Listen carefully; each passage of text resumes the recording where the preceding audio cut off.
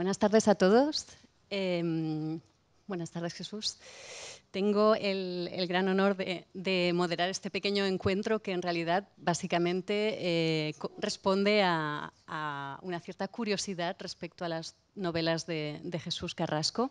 Voy a hacer una pequeña presentación para los que no conozcáis todavía la trayectoria literaria y sobre todo algunas de mis preguntas abordarán algunos temas de las dos novelas traducidas al francés, pero invito al público a que al final también no se quede con la duda ni con la curiosidad y participe también con más preguntas, ¿vale?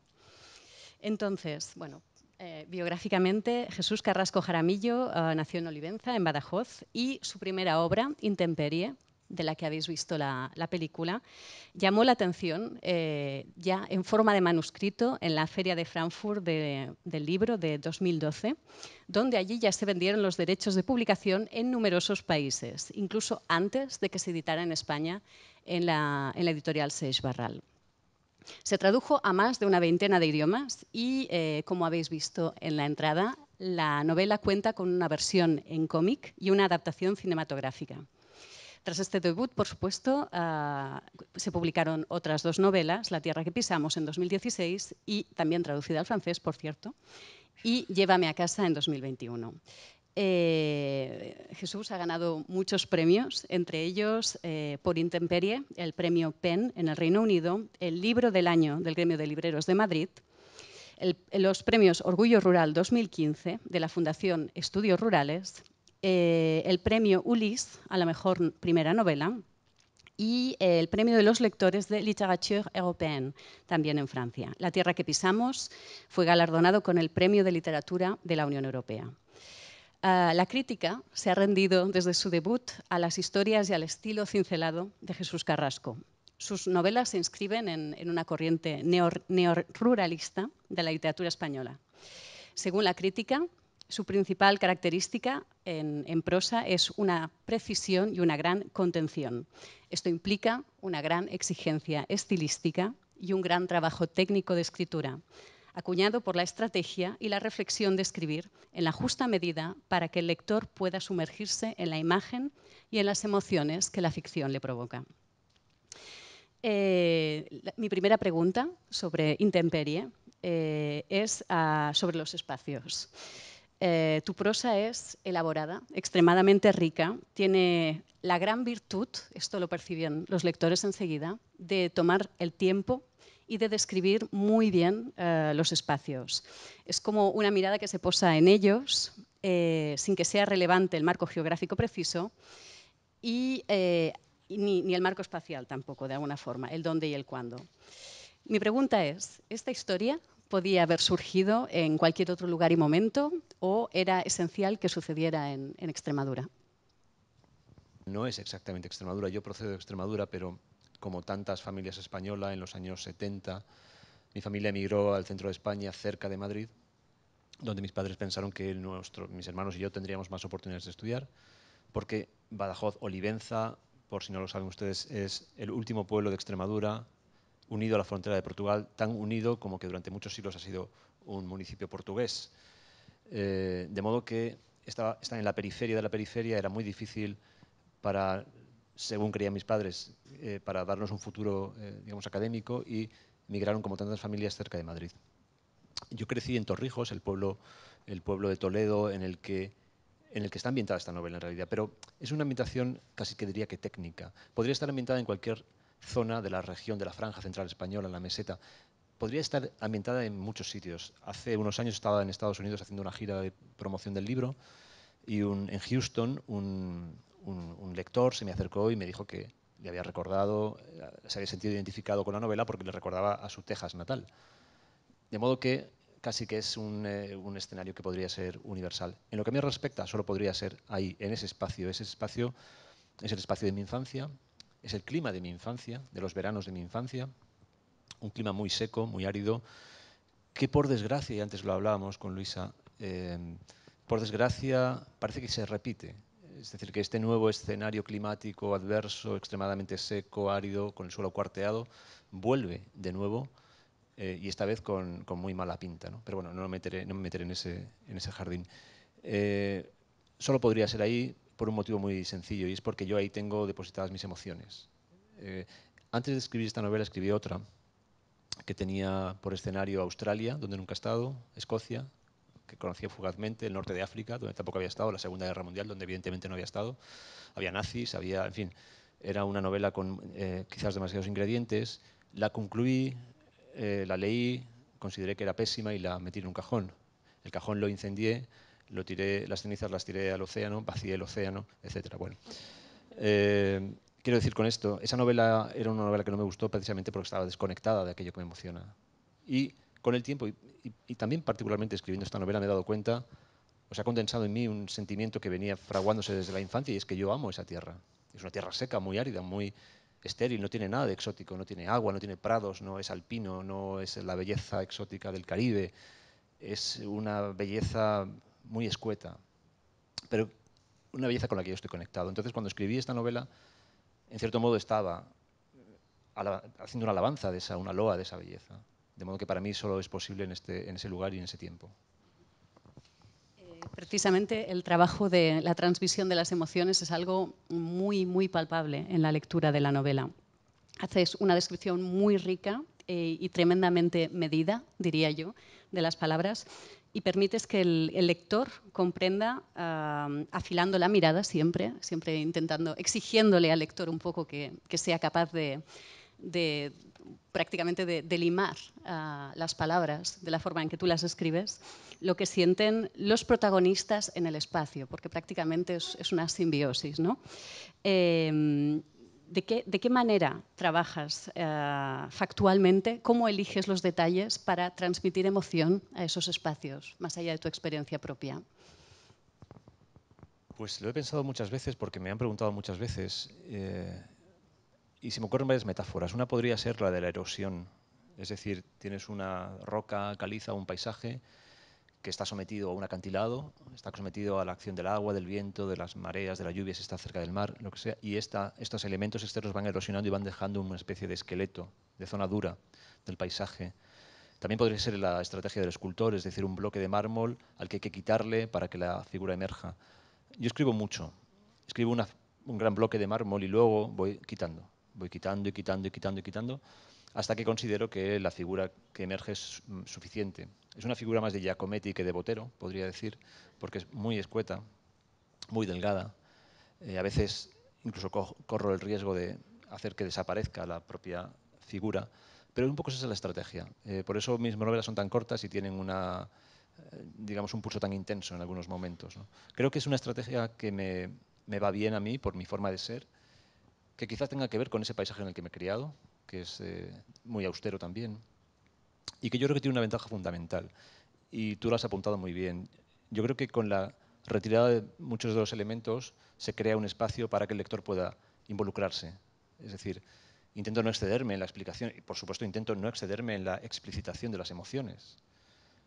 Intento emplear elementos que no son típicos para la expresión de las emociones, por ejemplo, el uso del paisaje, ¿no? Como una especie de espejo que refleja lo que los personajes sienten o desean o anhelan, ¿no? Entonces, a través de estas estrategias que tienen que ver con esa escultura, con ese quitar, con ese escarbar, bueno, voy dejando hueco al lector y espero ir dejando hueco al lector y entrego una obra que, como decía al principio, siempre es escueta y muy seca, ¿no? De hecho, la mejor metáfora de cómo se trabajan estas emociones en el espacio es la propia intemperie, ¿no? La intemperie que es permanente y que es ambigua. En algunos momentos tienes la sensación de que la intemperie es lo único que protege a los personajes, al menos de noche, de día es diferente, ¿no?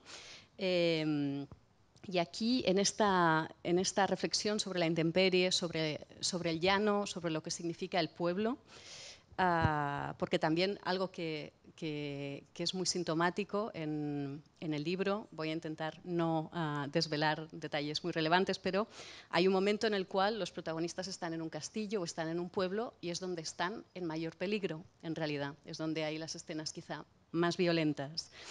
Esta imagen ambigua de la intemperie también se combina con un momento en el cual el viejo cabrero que está con el niño le propone huir a las montañas como una posible Arcadia donde pueden vivir tranquilos. A mí, personalmente, esta imagen de el llano, donde la vida es complicada, corrupta y violenta, contrastado con las montañas, la posible vida pacífica, me ha recordado mucho a la novela de Terra Baixa, Tierra Baja, de Ángel Guimerà, pero hay muchos otros mitos. No sé si pensaste en alguna obra literaria, tenías alguna influencia concreta cuando pensaste en esta ambigüedad, o de dónde sale esta idea. No, de hecho, mira que me han hecho preguntas sobre intemperie, pero esta observación nunca me la habían hecho, la verdad. Y me han hecho miles de preguntas, pero esta idea de que efectivamente la intemperie o el lugar en el que supuestamente se protegen finalmente es el lugar más peligroso, o esta contraposición entre la montaña y el llano tampoco lo había visto así. No lo había pensado, o sea, no lo había pensado mientras lo escribía. Pero sí es cierto que la novela contiene muchos elementos simbólicos que no son premeditados, que van apareciendo yo creo que en ese proceso de lavado. Porque al final la coherencia de la obra surge de la coherencia del ser humano que la escribe. Es decir, sería raro que si la escribo yo o cualquiera no respondiera digamos, a la entereza o a la imagen global de quien uno es, con sus propios equilibrios, ¿no? Entonces, uno de los elementos simbólicos más fuertes es ese, la presencia de la montaña. Pero en ningún caso aparece. Siempre es un anhelo, es un deseo. Nunca lo vemos. El lector nunca ve esas montañas. Hay ensoñaciones del niño, hay deseos, hay una dirección que el viejo marca con un dedo, pero en ningún caso es algo que se explicite. Es casi una sugerencia dentro de la sugerencia. Y creo que también responde a algo o sea, esa simbología de la montaña tiene algo de esencial y que podemos compartir y entender todos los seres humanos, que es la necesidad de la esperanza, ¿no?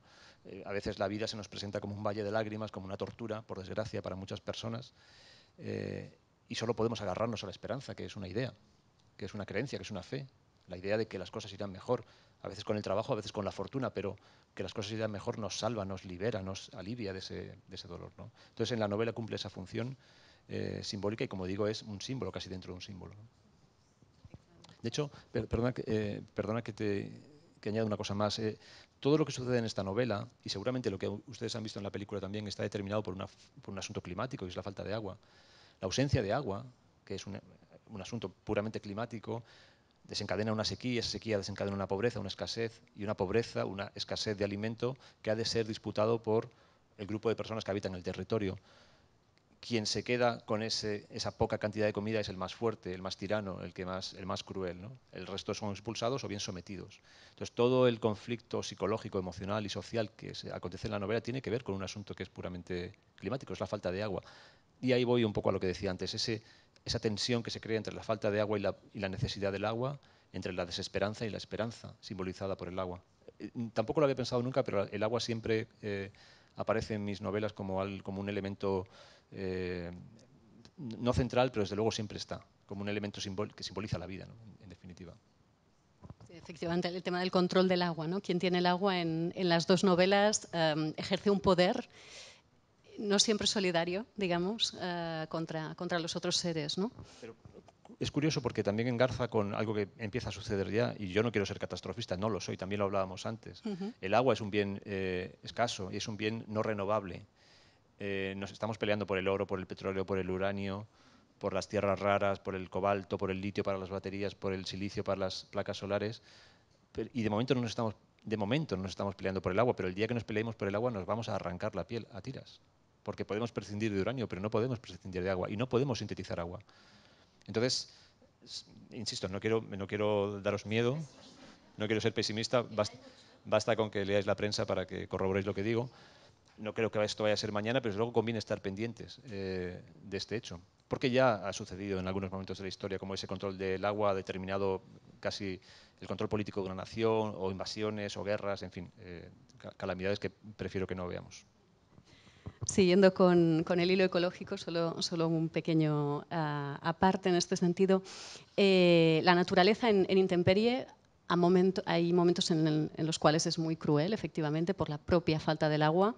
En otros momentos puede ser un poco más clemente, pero el mundo animal, y es una constante en los dos libros, tiene este elemento muy próximo con los protagonistas, ¿no? Que prácticamente son seres de paz constantemente. No hay el miedo al lobo, si no recuerdo mal. Sin embargo, siempre está el perro como elemento, como compañero de aventuras, ¿no?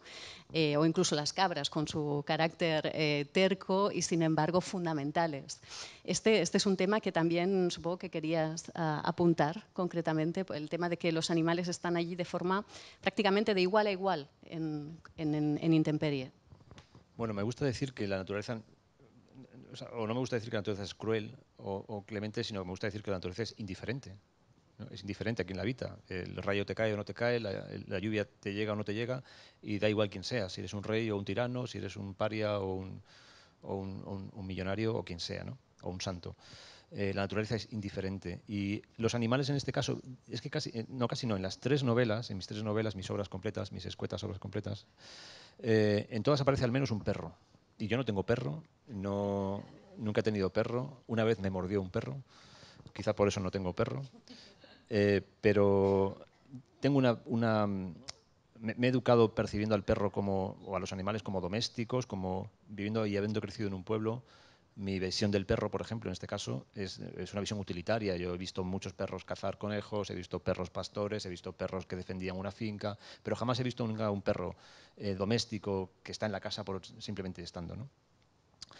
Pero en todas mis novelas aparecen perros, y yo creo que tienen precisamente esa función. Son seres que de alguna forma remansan y de alguna forma son sumideros de la tensión.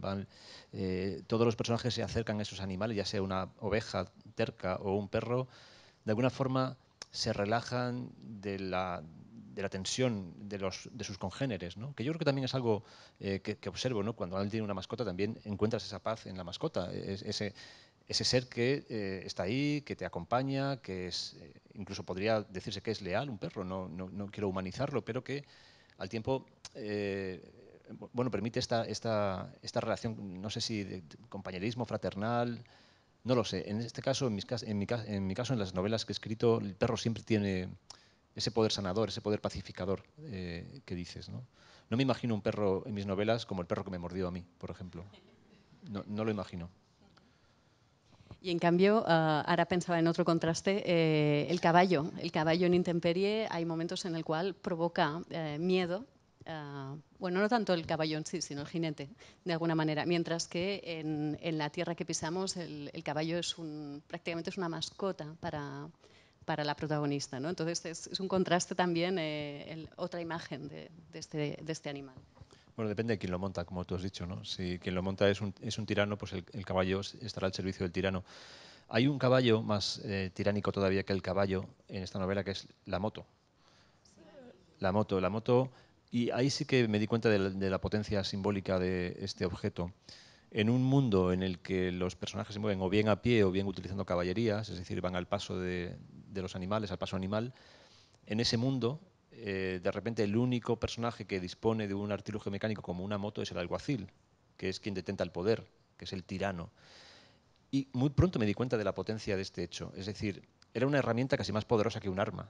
Allá donde los personajes necesitaban 2 días para escapar, huir del terror, él podía alcanzar ese punto en cuestión de horas con su moto. Hace ruido, levanta polvo, echa humo, truena. Es como los ángeles de Jericó, se dice en algún momento, ¿no? Es verdaderamente aterrador para el niño. Y en un paisaje tan escueto, con tan pocos elementos, esa moto es como el gran arma, ¿no? La gran arma atómica, es el verdadero pavor. Cuando el niño escucha el motor, sabe que nada bueno le va a suceder. Efectivamente. Bueno, y de la moto creo que tenemos que hablar del alguacil. En intemperie nadie tiene nombre, el niño, el cabrero, el alguacil. Sin embargo, el alguacil tiene un cargo, tiene una profesión y representa una institución, representa una posición en la cúspide social. Al final de la historia entendemos que se está ejerciendo una violencia desde esa misma institución, una violencia además en la cual hay un cierto acuerdo, un cierto silencio, ¿no? ¿Era importante para ti mostrar una cierta desconfianza o una violencia en el sentido social de la cuestión o corresponde solo al contexto de esta historia? Bueno, las intenciones uno las descubre acaso a posteriori. Es decir, yo nunca o casi nunca he escrito a partir de una tesis. No voy a desarrollar una fábula política, voy a desarrollar una fábula moral o una historia moral. Rara vez parten mis historias desde otros puntos, desde una imagen, desde una frase, desde una idea que me obsesiona. Pero es cierto que en ese proceso de lavado, insisto, en ese proceso al que someto al final el texto, lo que queda es este señor. Y este señor tiene preocupaciones como ciudadano. Y una de las preocupaciones que este señor, Jesús Carrasco, tiene, por ejemplo, es la vulnerabilidad de las personas que lo son, y particularmente de los niños, como padre, como ciudadano.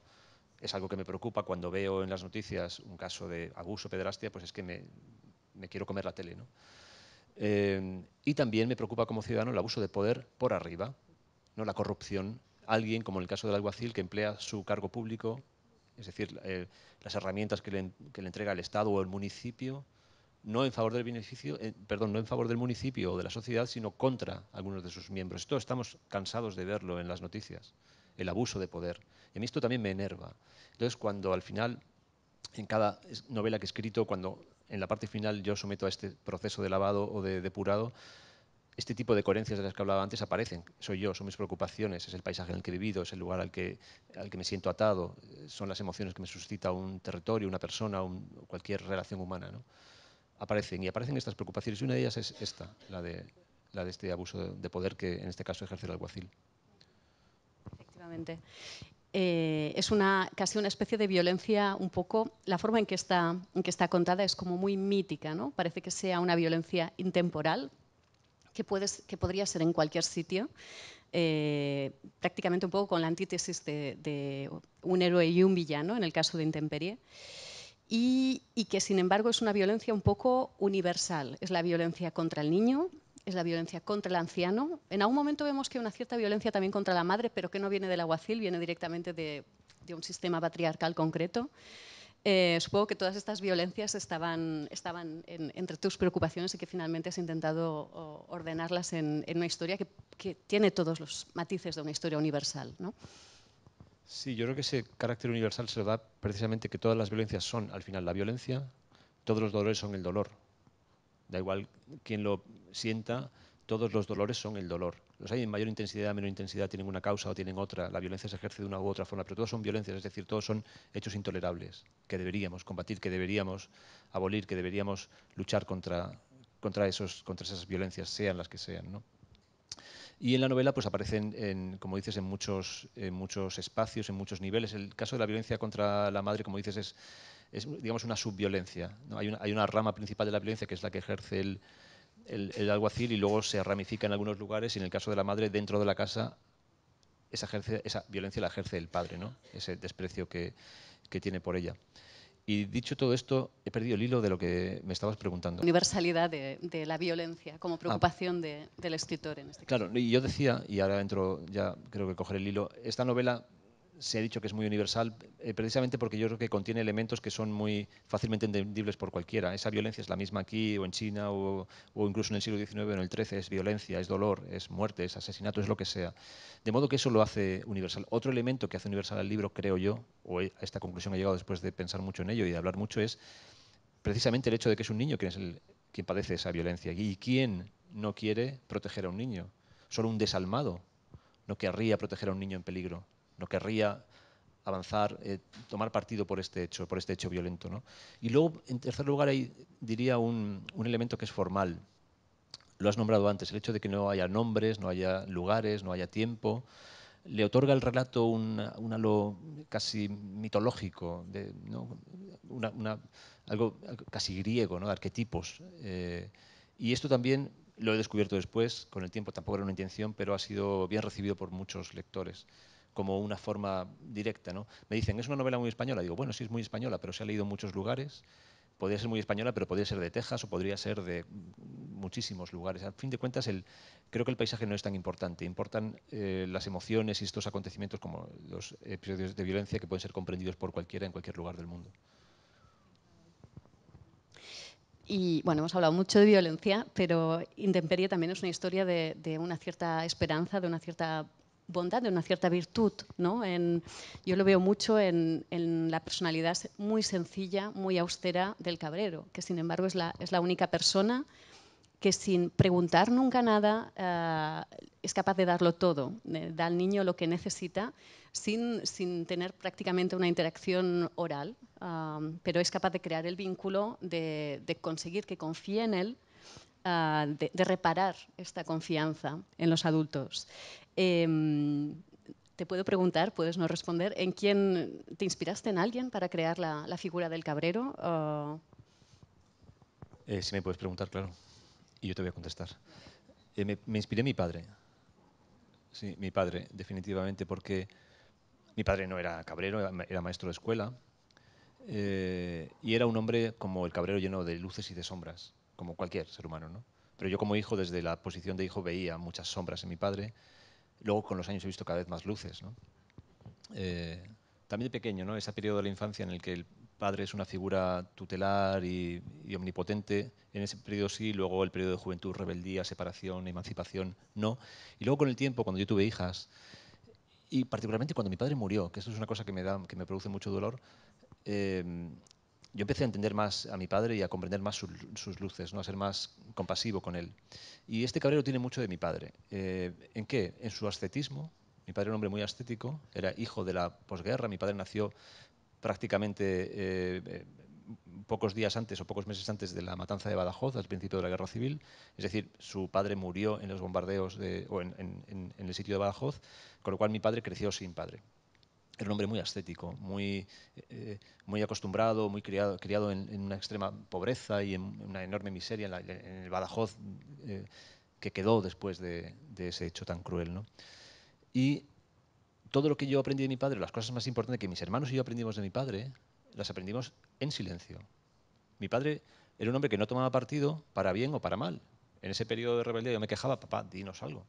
Necesitamos tu guía, pero mi padre al margen, ¿no? Y para bien también esto tenía sentido, porque también dejó que nos expresáramos o que experimentáramos libremente nuestros propios límites, pero siempre había, digamos, un marco ético muy claro, moral, hasta dónde podíamos llegar. Y esto lo veíamos todos por lo que hacía, no por lo que decía. Mi padre era un hombre silencioso, leía sus libros de San Juan de la Cruz, que le encantaba en su sillón, hacía su trabajo, que era muy trabajador, hacía muchos trabajos para sacar adelante a la familia, junto con mi madre, pero no nos decía nada. Y todo lo que aprendí, todo lo que aprendimos, todo nuestro armazón moral de mis hermanos y mío, sale del silencio de mi padre, no de su expresión, no de léete este libro o haz esto que te estoy diciendo, no. Es que no recuerdo un momento en que mi padre nos aleccionara de esa forma, ¿no? Y el cabrero automáticamente tuvo digamos, el perfil de mi padre, con algunas variaciones evidentemente, pero esa enseñanza silenciosa, silente, es la de mi padre y yo creo que la de muchos hombres de su tiempo también. Hijos de una España, pues eso, miserable, en la que prácticamente no había ni espacio para la palabra o para el diálogo, simplemente había que seguir adelante, trabajar y salir del hoyo en el que el país estaba, ¿no? Quizá a veces se necesita un poco el silencio para aprender profundamente algunas cosas, ¿no? Aunque quizá cuando las aprendes no te das cuenta de que las estás aprendiendo hasta que pasa el tiempo, de alguna manera. Y de hecho, siempre veo dualidades, pero veo este doble contraste de los dos silencios en Intemperie. Tenemos el silencio de el padre que lleva a su hijo al alguacil y hay silencio en torno a todo lo que pasa en ese momento, y el silencio del cabrero, que es el único espacio seguro para el niño. El hecho de que el cabrero nunca le pregunte nada, nunca le pida explicaciones y a la vez lo acoja de alguna manera, ¿no? Hay estos dos silencios que son maravillosos y que están construidos mirando a la vez a los personajes y al paisaje, ¿no? Es algo que realmente es magistral en el texto, personalmente. Y tu presentación está siendo verdaderamente magistral. O sea, estás haciendo unas observaciones que nunca me habían hecho, que son muy sagaces y muy agudas, de verdad que sí. Eh, el silencio tenía un papel importante, tiene un papel importante en esta novela, seguramente por esto que he contado de cómo fuimos educados. Mi madre era más habladora, no es que estudiamos todo el día en casa como en un monasterio cartujo, había diversos ejemplos. Pero, por ejemplo, y hablando de la película, en el libro está claro ese silencio, es muy elocuente, se puede trabajar muy bien con las herramientas de la literatura, pero uno de los miedos de los productores y del director cuando iban a llevar adelante la adaptación cinematográfica era qué hacer con ese silencio. ¿No? ¿Qué hacer con ese silencio? Si tú quieres hacer una película, no sé, sin ánimo de bromear, iraní, digamos, ¿no? Este arquetipo de película contemplativa, de grandes planos, bueno, pues ese silencio es propicio, pero es que no era el caso, no querían hacer esto.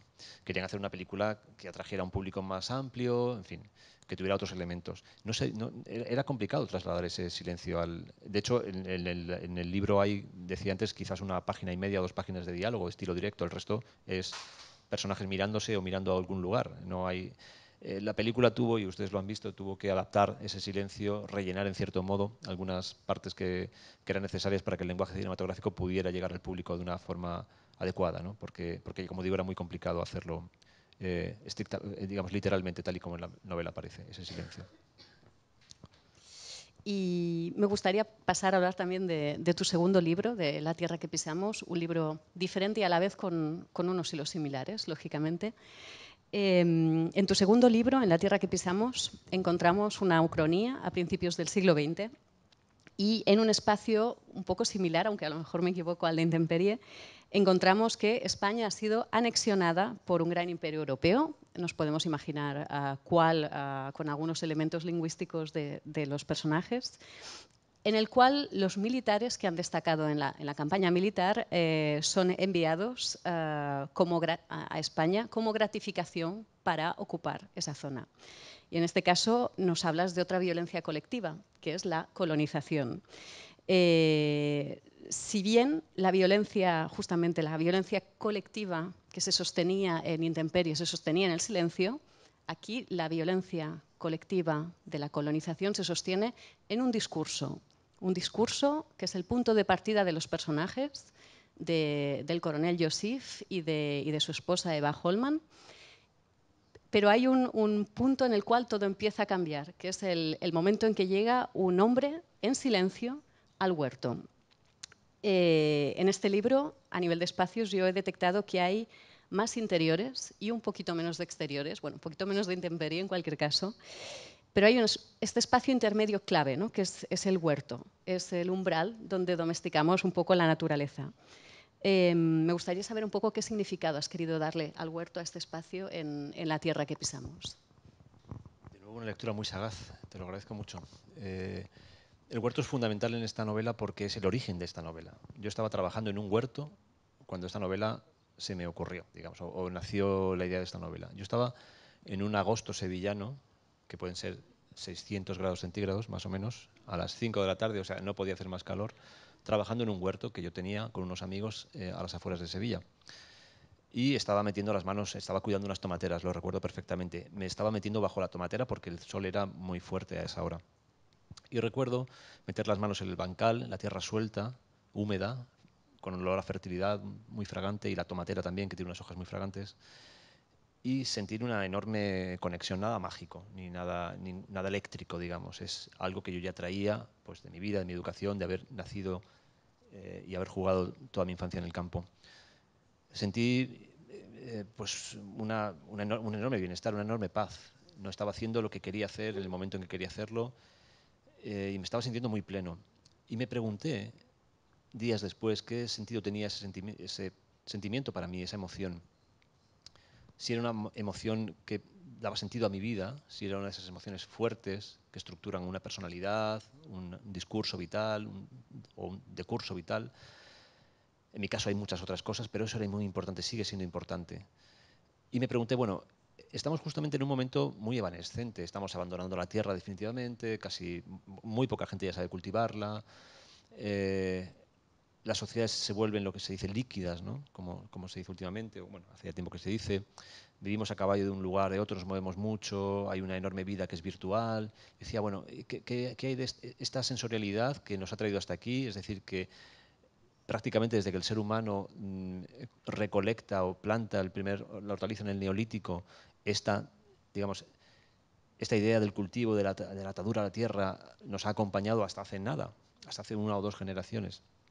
Digo, ¿cómo es posible que exista esta fractura, esta ruptura? ¿Qué queda de eso ahora? ¿Qué queda de esa emoción de la tierra ahora, de las raíces? ¿Qué tenemos cada uno, en qué suelo pisamos cada uno, ¿no? Y me hice esta pregunta, y entonces me construí un personaje, o encarné un personaje que es el Eva, que es un hombre al que es despojado de todo. O sea, era un experimento literario, ¿no? Despojaría a un hombre de todo lo que tiene, de su cultura, de su país, de su lengua, de todo, excepto de una emoción que nadie le podrá robar, que es su conexión con la tierra. Este es un agricultor que ha nacido en la tierra, que ha nacido en esa huerta y que, como los hombres de su generación, quiere morir en el lugar en que ha nacido. Es una cosa animal, casi de elefante, ¿no? Y con esta premisa, con esta hipótesis, bueno, ¿qué sucederá? ¿Será capaz de reconstruir su vida? ¿Esta emoción por la tierra podrá ser un rescoldo que haga volver a arder la llama de su vitalidad? Empecé a escribir esta novela y tiene esta forma de ucrania política, de esta invasión, y ese espacio de la huerta es el espacio verdaderamente relevante. O sea, es importante la novela porque es el único espacio en el mundo relevante para este hombre. Es el, digamos, el sustrato físico de esa emoción que yo le he dejado. Esa emoción está ahí. Su tierra, su huerta no le vale una huerta en otro lugar, es su huerta. Porque tiene mucho de animal esta novela. Por eso es tan importante y por eso es el lugar de encuentro también entre los dos personajes. Es el lugar de diálogo, primero de confrontación o de perplejidad y luego poco a poco el lugar del abrazo, del encuentro, de la acogida y de la transformación de los dos, particularmente de ella, más que de él, porque él viene ya muy transformado, demasiado transformado, ¿no? Pero ella, eh, digamos, ve cómo sus murallas se van resquebrajando con la presencia constante y terca de este hombre en la que ella creía que era su huerta. Y quizá porque precisamente en este espacio emerge la memoria de la tierra. Es decir, para Eva Holman en principio es su huerto, pero para Leva es otra cosa. Y es rascando en el significado que tiene este territorio para él, que ya empieza a imaginarse, que empieza a resquebrajar el discurso de cómo han llegado allí y qué historia tiene la tierra que están pisando de alguna forma, ¿no? Claro, en esta novela se hablan de diversos usos de la tierra. Hay un trato emocional con la tierra, como el que tiene Leva, un trato económico, imperial, capitalista, que es el del imperio, y un trato incluso recreativo, que es el que tiene Eva. Para ella no es más que una huerta, es un jardín, es un lugar de recreo. Sin embargo, para Leva es el punto final de ese recorrido milenario que le ha llevado hasta ahí. Él sí es consciente de la estirpe que le ha llevado hasta ese lugar. Ha estado, toda su familia ha nacido y crecido en ese lugar, ¿no? Entonces hay todos esos usos, todas esas miradas sobre la tierra. Y efectivamente esta idea recreativa que tiene o ligera que podría tener ella de la tierra contrasta con este raigambre, esta raíz tan profunda y tan elocuente y tan sorprendente que tiene el Eva en ese lugar, ¿no?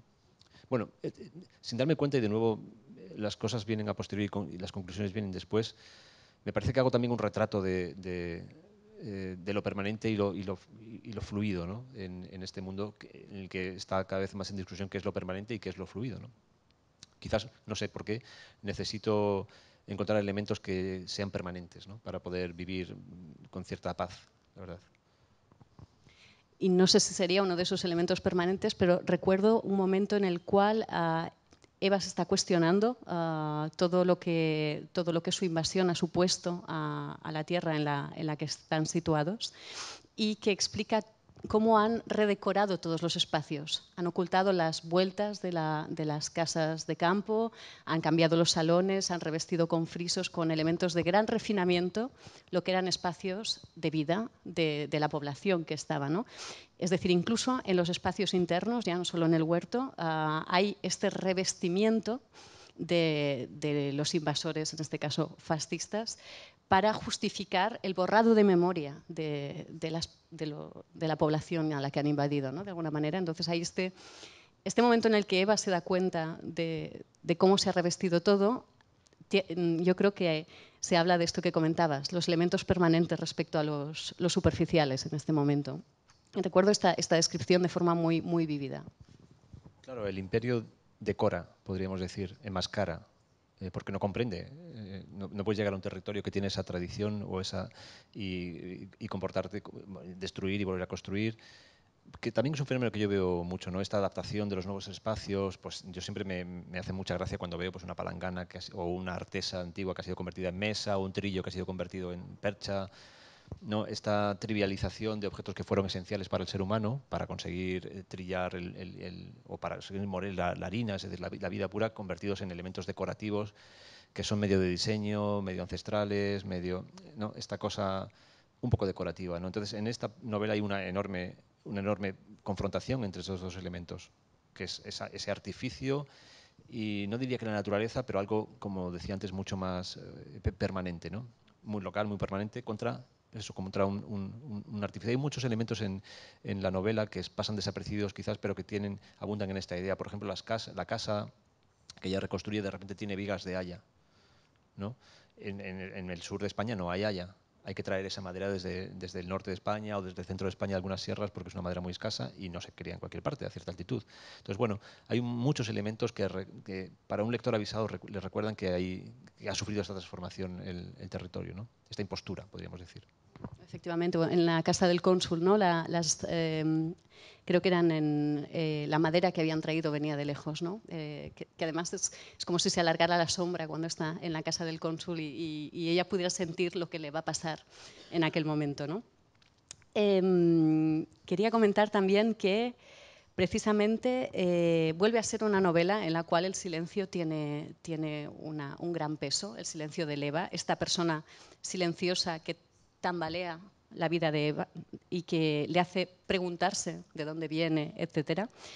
Me parece que es una novela en la cual aquí el silencio revela de una forma positiva las cosas, ¿no? El silencio de Eva provoca un gran impacto, una catarsis en la vida de Eva. Y lo magistral en la estructura de la novela es que se presenta a través de diferentes voces, con episodios intercalados que van adelante y detrás en el tiempo. A nivel técnico, ¿cómo construyes este entramado complejo de voces para narrar esta historia? Con dificultad. Recuerdo que fue un trabajo de orfebre hacer esto. Cuando tú estructuras una novela en dos planos temporales e intercalas capítulos, por ejemplo, corres un riesgo enorme.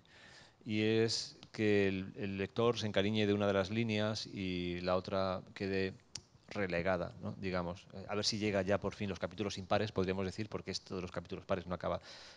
Automáticamente se produce una comparación entre las dos partes. Entonces, equilibrar esto era muy complicado y es un miedo que yo tenía. A veces, por supuesto, habrá lectores y hay lectores a los que esto le ha sucedido, ¿no?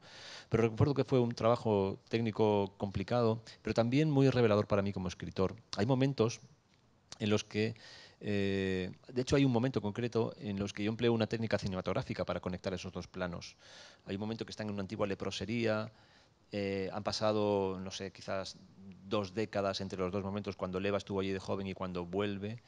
Y entonces vemos al personaje en el momento actual, en esta silla, y de repente, en un movimiento de cámara que es narrativo, porque evidentemente es una novela, vemos cómo esto desaparece este público y lo que hay aquí queda pues es esta casa hace 150 años quizás, ¿no? Con un arco aquí probablemente, sin estos elementos modernos. Entonces yo entro y salgo como con una cámara, como jugando con elementos que son cinematográficos, para conectar en algún caso esos dos planos. Me costó bastante trabajo y de hecho creo que ha sido algo que ha puesto en dificultades a muchos lectores y de hecho esto es una novela que a mí me gusta mucho, a la que tengo mucho cariño, pero que a casi todo el mundo se le ha olvidado. Cuando voy por ahí me dicen, me ha encantado y la otra también me encantó. La otra es la primera, Intemperie. A casi todo el mundo se le olvida que hay una segunda novela. Bueno, sí, pasó más desapercibida. Es más exigente también. La técnica, personalmente, creo que pone en valor el impacto de las dos historias, el impacto de las dos vidas. La vida de Eva, que prácticamente es lineal, una mujer que está al final de su vida y que incluso parece que sus sentimientos y sus emociones van a seguir estables en los recuerdos y no, al contrario, esta irrupción le provoca un cuestionamiento completo porque prácticamente vivirá como el lector una serie de sacudidas para entrar en la vida de Eva. Y creo que eso es algo que la técnica literaria nos permite vivir como lectores, lo mismo que le está pasando a ella, lo cual es espectacular. Y para terminar, me gustaría destacar que, pese a que es una novela también muy dura y que trata un tema como es la violencia en la colonización, vemos una cierta esperanza, ¿no? La única mujer de la novela tiene una capacidad de redención, de cuestionamiento e incluso un pequeño intento de restitución, ¿no? Cuando digamos, para no hacer ningún spoiler, cuando hiere a Eva, luego en el mismo momento prácticamente lo lamenta e intenta reparar su propio error. Quizás tras Intemperie querías dar un tono más esperanzador al final de la novela, como que una testigo que es capaz de comprender la otra cara de la novela, permite romper el silencio y permite tener una puerta hacia la restauración de esta violencia? Sí, por oscura que sea la novela que yo escriba, siempre habrá un espacio para la esperanza. También lo hay en Intemperie. Solo que es en mi caso, intento siempre escapar del maniqueísmo. Naturalmente, no puedo convertir a los personajes de villanos en héroes de la noche a la mañana o a santos. No, no es así. Esa esperanza siempre está agazapada. Es difícil verla, hay que buscarla. El lector tiene que buscarla, ir activamente a por ella, encontrarla y está. En Intemperie está, en esta novela está y en mi última novela está mucho más. Es mucho más evidente. De hecho, creo que sigo un camino que me conduce hacia al final de mi carrera a la comedia, directamente. Y lo digo completamente en serio. A la luz máxima, a la risa, a la expresión máxima de la alegría de vivir, bueno, que es la risa, ¿no? Lo digo medio en broma, medio en serio, porque es un género literario. Yo siempre me planteo retos literarios cuando escribo y me parece que uno de los mayores retos literarios a los que se puede enfrentar un escritor es escribir una buena comedia. Y es muy complicado, sobre todo porque, entre otras cosas, el medio está en contra. Al menos en el medio español literario, la comedia siempre es tildada de ligera, de banal. Si escribieras algo más solemne, te querríamos más como escritor. Sin embargo, bueno, yo creo que iré hacia ese lugar. Pero insisto, yo creo que en las tres novelas hay espacio para la esperanza, solo que el lector tiene que buscarla activamente. Bien, por mi parte, yo he hecho todas las preguntas que mi curiosidad tenía. No sé si los lectores, las personas aquí presentes, tienen alguna pregunta también. También podemos hablar de la película si lo desean, porque ya que la han Sí. visto, será un placer contestar en lo que pueda.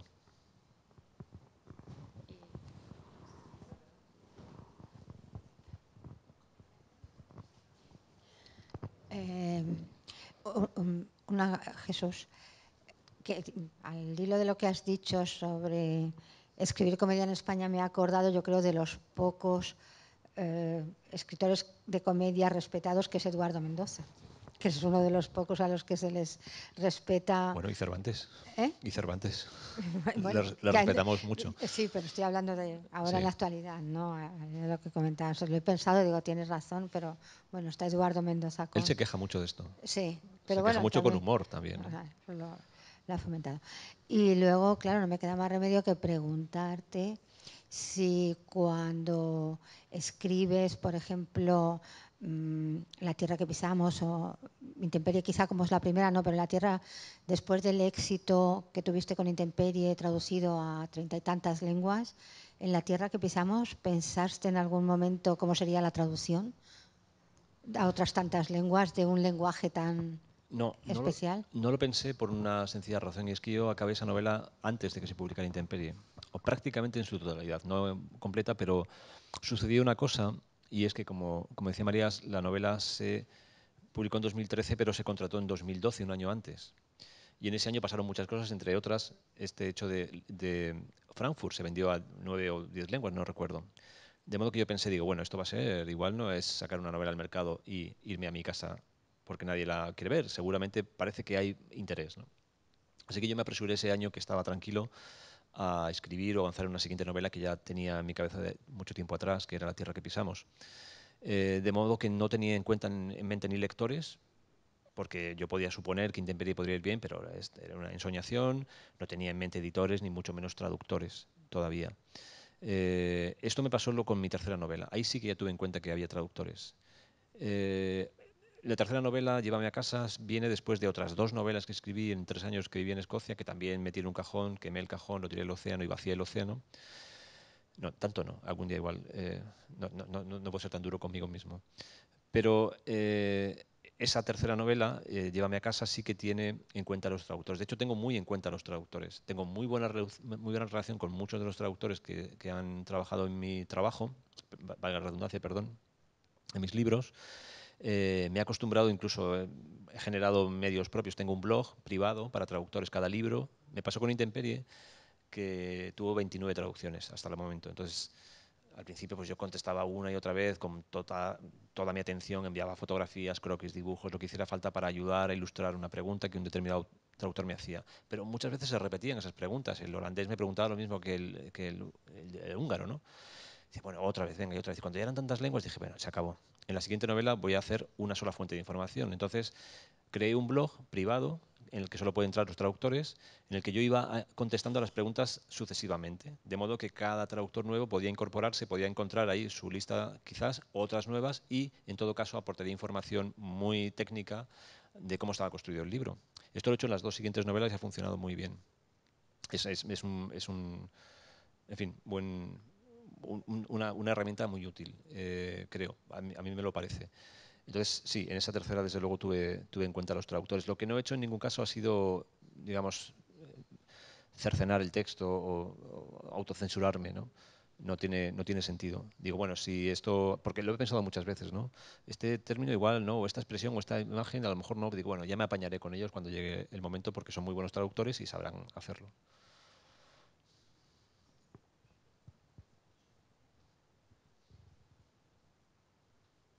Uno por uno, por favor. Más despacio.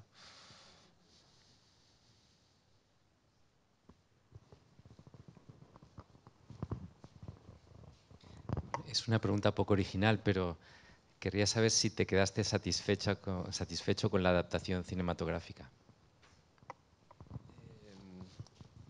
Sí, me quedé satisfecho con la adaptación cinematográfica. Y explicaré por qué. Ya han visto que bueno, quien haya leído la novela y visto la película verá que hay notables diferencias entre una y otra. Estoy satisfecho con la película, primero porque no es la película que yo habría hecho, ¿no? Se le suele preguntar al escritor, se suele sugerir en esta pregunta que ¿es la película que tú hubieras hecho? No, yo habría hecho otra película, pero mi película hubiera sido peor, con total seguridad. Entonces, no es la película que yo hubiera hecho.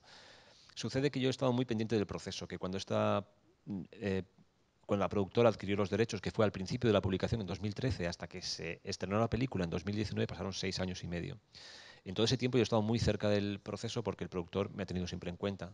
Tenemos muy buena relación personal y él me iba comunicando todos los cambios, nuevos guiones, quién entra de director, quién va a ser este, quién va a ser el otro, dónde se va a localizar. Entonces yo estaba muy encima del proceso.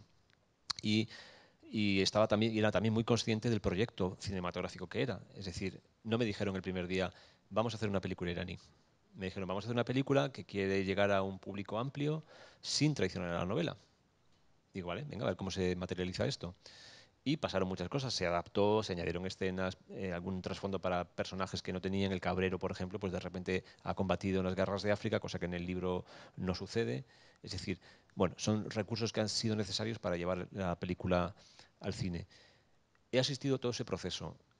He percibido que al final lo que para mí era irrenunciable, que era la relación entre el niño y el cabrero, esta relación de enseñanza, de aprendizaje, esta relación tan intensa que para mí es el corazón de la novela, se respeta absolutamente en la película.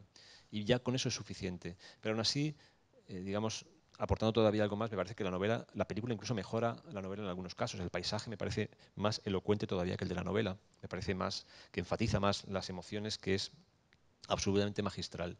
Las interpretaciones me parece que están a una enorme altura, ya no solamente Luis Tosar, que es un actor absolutamente acreditado y que ya nos ha demostrado muchas veces lo gran actor que es, sino los secundarios, el alguacil, Vicente Romero, Luis Callejo, el niño, Jaime, que es un niño que pasa un casting en un instituto en Ciudad Real, creo, y hace este papel, que es impresionante. Yo fui a ver el rodaje y pude ver cómo el niño rodaba, cómo expresaba a 3 metros de él, y era impresionante. Yo nunca había visto, salvo en el teatro, pero en el teatro yo creo que hay otro tipo de gestualidad, no lo sé, me parece. Yo nunca había visto actores profesionales trabajar en un proyecto así en directo. Y cuando lo vi, sin la mediación de la pantalla, sin el color, sin el tratamiento de la imagen, me pareció escalofriante.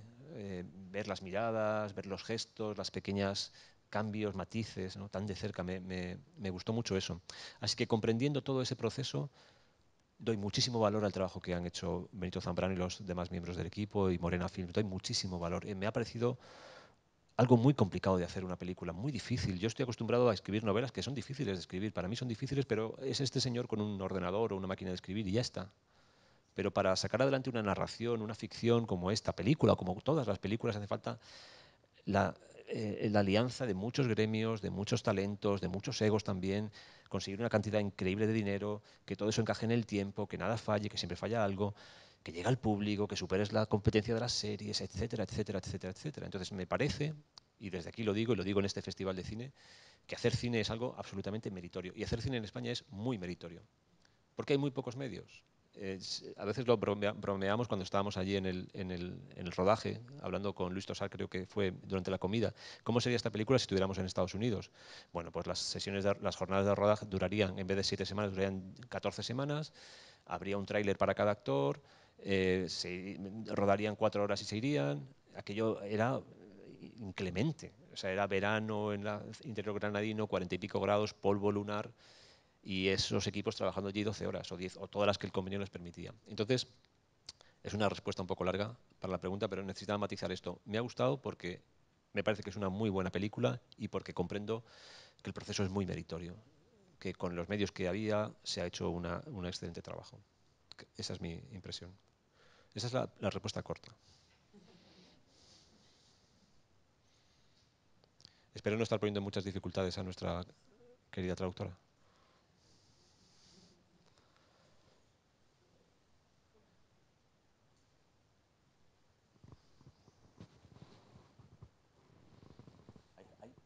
Veo que tenéis ganas de preguntar, pero por lo que sea no preguntáis. Sí, quizás si nos puedes hablar un poco de la última novela, Llévame a casa, que no la hemos comentado mucho, muy distinta de las otras dos, ambientada en una época actual y parece más personal. No sé si nos quieres hablar un poco de ella. Sí, es una novela muy diferente a las otras tres por un sencillo motivo, y es que me gusta mucho experimentar y que me parecía, bueno, que es algo que necesito hacer cuando escribo.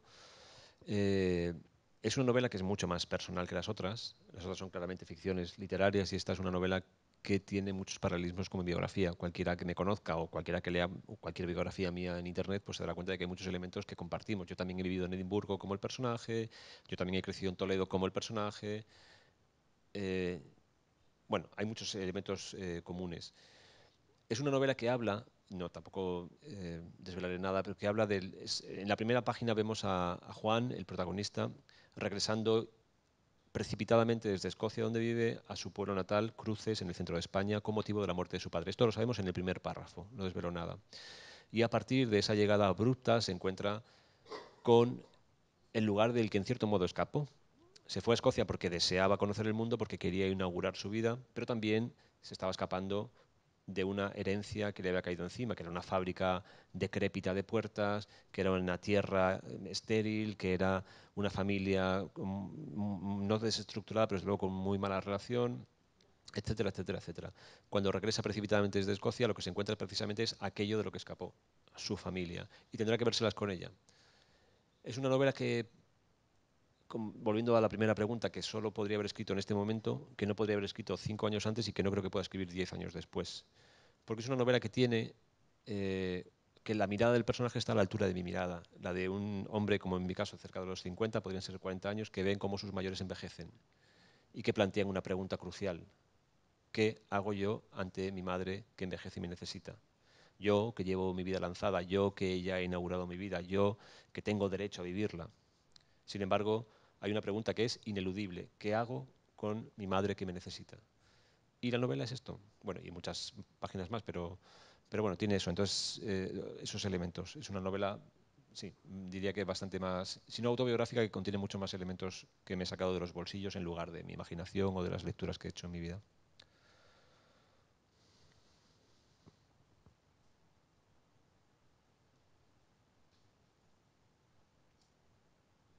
Bueno.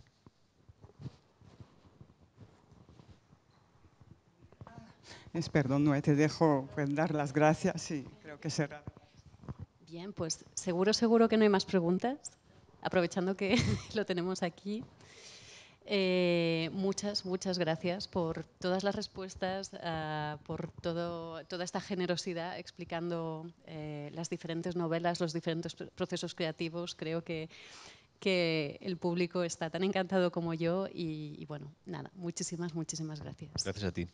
Gracias a vosotros. Gracias.